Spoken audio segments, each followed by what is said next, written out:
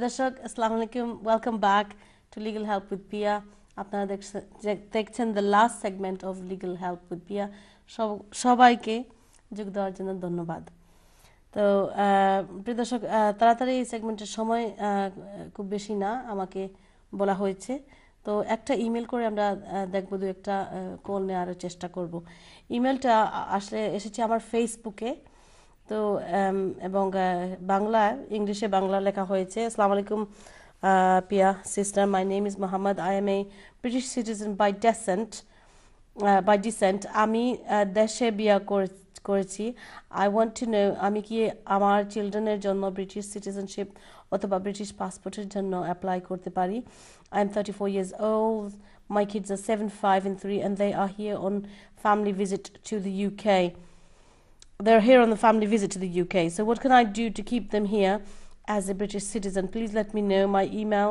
Okay. So and he gives me his email address. I'm sorry I can't answer anybody in person. Very rarely do I do that.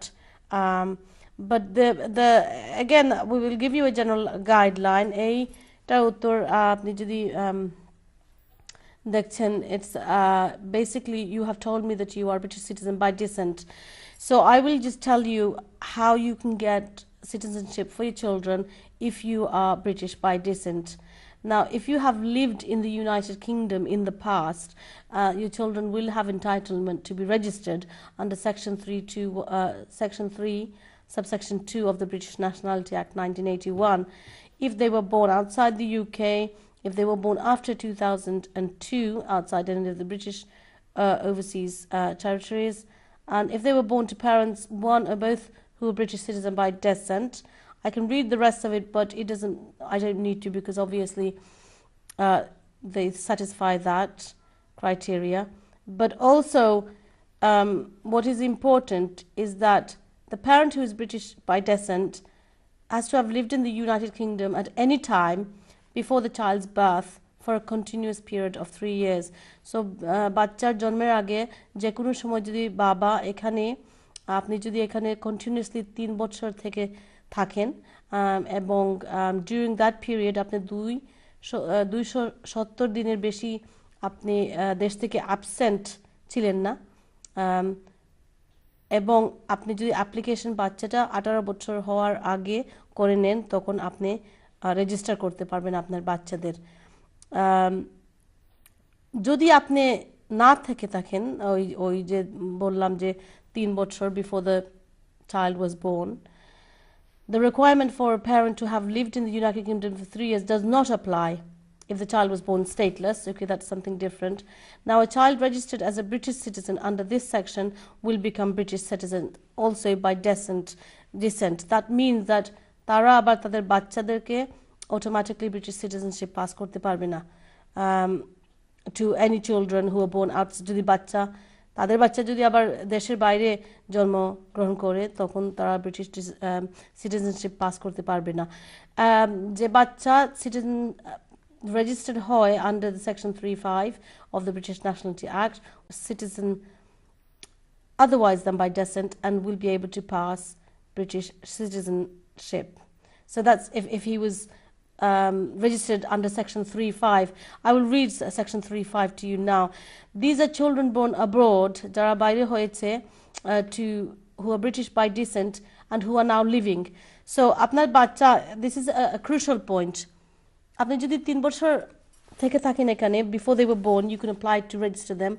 But যদি মনে করেন তারা 16 বছর হওয়ার আগে তারা এখানে আসবে to settle তখন আমি বলবো for them to apply a bit later because তখন যদি apply করে তারা apply করবে under section 3 subsection 5 আর ওখানে the benefit is that they will become British citizen otherwise by descent. Well, if I read this out, it will become clear.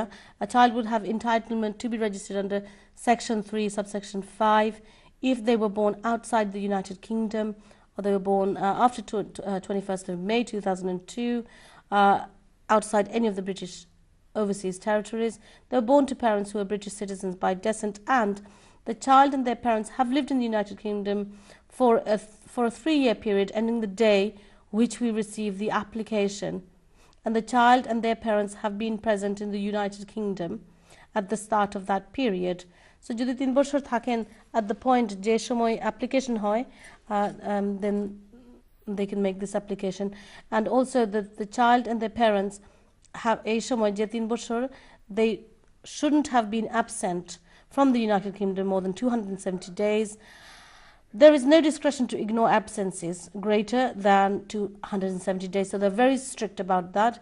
Both parents would have to have consented to the child being registered as a British citizenship, of course, unless one is dead.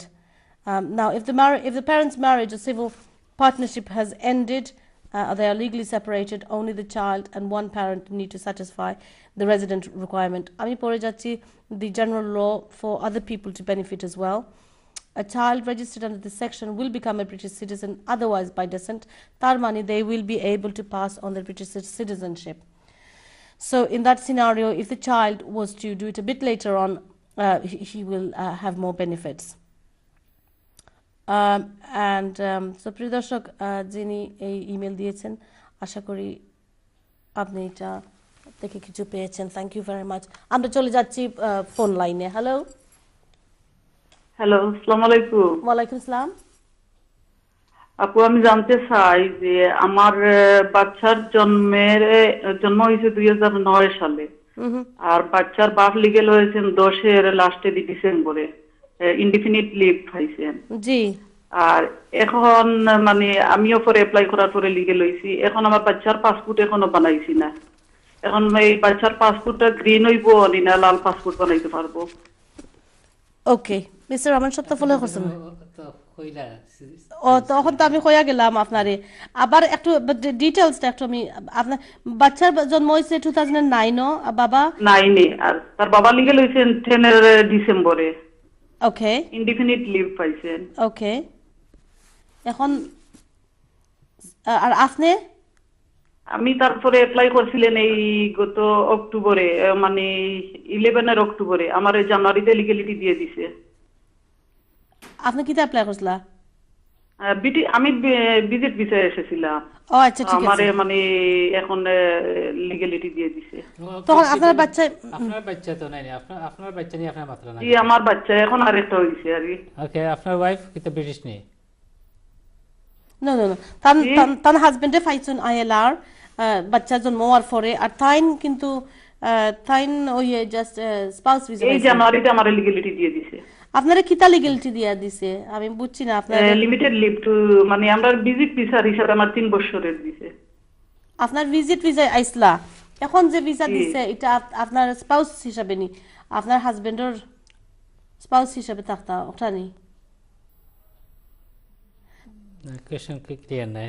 তাইন কি জাত visa his problem or child problem or the তাইন নিজের problem নিয়ে আমি তো clear হইতাম পারছি না। আমি যেটা বুঝছি, I think whatever she is on a limited visa. আপনার ভিসা কি যা? আপনি লাইনে আছেন তো? আপনি আমারে মাতুকা? জি, আমি লাইনে আছি। আমারে মানে 3 বছরের দিছে, তারপরে আবার অ্যাপ্লাই করতাম। তাই আপনি বাচ্চা কি তাহলে ব্রিটিশ বাচ্চা হইলা বা আপনি ইনডিফিনিট পাইছেন? কোন খারাপ কোন বাচ্চার মাতলা আপনি আগে? আমার বাচ্চা, আমি ভিজিট ভিসায় এসেছিলাম, তখন আমার হাজবেন্ডও লিগ্যাল নাই, আমিও লিগ্যাল নাই। ওর পলিটিক্যাল কেস মারা ছিল লং টাইমের, তখন তারে 10-এ দিছে, ওর বাচ্চার বাপরে লিগ্যালিটি দিছে, ইনডিফিনিট লিভ দিয়ে দিছে একেবারে। এখন মানে 1 বছর পরে তো ব্রিটিশ পাসপোর্টের অ্যাপ্লাই করতে পারেন। তিনি এখনো করছেন না ব্রিটিশ পাসপোর্ট। বাচ্চার পাসপোর্ট আমি বানাই না। এখন বাচ্চার পাসপোর্ট আমি গ্রিন বানাইমো না ব্রিটিশ পাসপোর্ট হইব, আমি ওখানটা জানতাম চাইরা। ওকে, বাচ্চা সরাসরি ব্রিটিশ পাসপোর্ট পাইতো না, কারণ বাচ্চা জন্ম হইছে বা ব্রিটিশ সেটেলমেন্টের আগে, লিগ্যাল আর 1 বছর আগে। বাচ্চা কোনোভাবে ব্রিটিশ পাসপোর্ট পাওয়ার রাইট নাই। আপনার যেটা করতে পারবেন, বাপ যেহেতু ইনি টু রিমেইন ফাইলিস হইন, ওয়েট করতে পারেন বা ব্রিটিশ হয়ে গেলে আরো বলা, অথবা আপনার এই বাচ্চা রেজিস্ট্রেশন করতে হইবা। আপনি যদি মনে করেন যে না ব্রিটিশ, তার এই মানে রেজিস্ট্রেশন বলতে তার তো বার্থ সার্টিফিকেট সবকিছু আছে। এই রেজিস্ট্রেশন না, ন্যাচারালাইজেশন অ্যাপ্লিকেশন করতে হইবা হোম অফিস যে আমার বাচ্চা ব্রিটিশ সিটিজেনশিপ দাও। এটা ডিসক্রিপশন হইবে হোম সেক্রেটারির, যে যেহেতু বা ব্রিটিশ বা আইএলআর আছে তখন দেওয়া যাইব। সাধারণত রুলস যেটা হইলো, একটা বাচ্চা জন্মের সময় যদি বাপ বা মা যে কোনো জনের আইএলআর ইনডিফিনিট টু রিমেইন বা এই দেশে থাকে, তাইলে বাচ্চা সরাসরি ব্রিটিশ।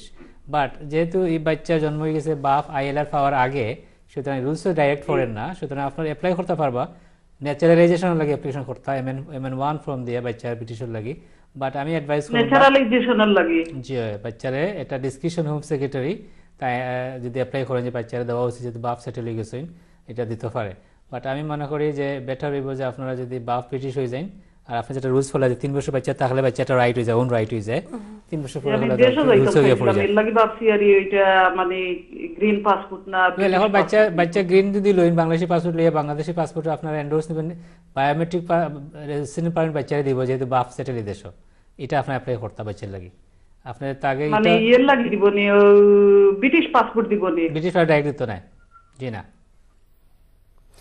ভাই আমি ক্লিয়ার হইছি না ব্রিটিশ পাসপোর্ট দিত না আপনারা ডাইরেক্ট জি এখন আমি গ্রিন পাসপোর্টের অ্যাপ্লাই করতে জি গ্রিন কোরিয়া বা দেশে যদি যাইতে হয় গ্রিন পাসপোর্ট কোরিয়া গ্রিন পাসপোর্টের মাধ্যমে বাচ্চার লাগি আপনারা ভিসা লিভ টু রিমেইন লোকা যদি বিদেশে যাইতে চাই তার আলাদা বায়োমেট্রিক পাসপোর্ট বাচ্চারা দিব বাচ্চা দেশে যাইতে পারবো রেজিস্ট্রেশন করার চেষ্টা করতে পারেন রেজিস্ট্রেশন অ্যাজ এ যখন সমাজ ব্রিটিশ সিটিজেন হিসেবে রেজিস্টার করার চেষ্টা করতে পারেন এটা হোম সেক্রেটারি ডিসক্রিপশন আছে তাই কনসিডার করবা বাচ্চার connection United kingdom connection but mister Rahman I was just wondering because the child's father had ILR after he was born he may be able to register maybe well that is why I said outside the immigration rules they can apply for registration using the MN1 form to register the child as a British citizen absolutely and this discussion of the home secretary if they say okay we're going to give him British citizenship then they can apply for red passport passport সরাসরি তাই যেটা কইরা যে লাল passport সরাসরি পাওয়ার কোনো আইন নাই she was a bit confused আপনার সরাসরি পাইতা রেজিস্ট্রেশন করতে পারলে বাচ্চার লাগি ব্রিটিশ পাসপোর্ট পরে পাইবা থ্যাংক ইউ ভেরি মাচ আমরা চলে আসছি প্রোগ্রামের একদম শেষ পর্যায়ে আমার 1 মিনিট বলা হয়েছে তো আমি শেষ করতে হচ্ছে thank you that was we have আর জাস্ট মিস্টার রহমানে বলার আগে I was going through the rules as well তো প্রিয় দর্শক আপনি যদি ক্লিয়ার না হন আমার মনে হয়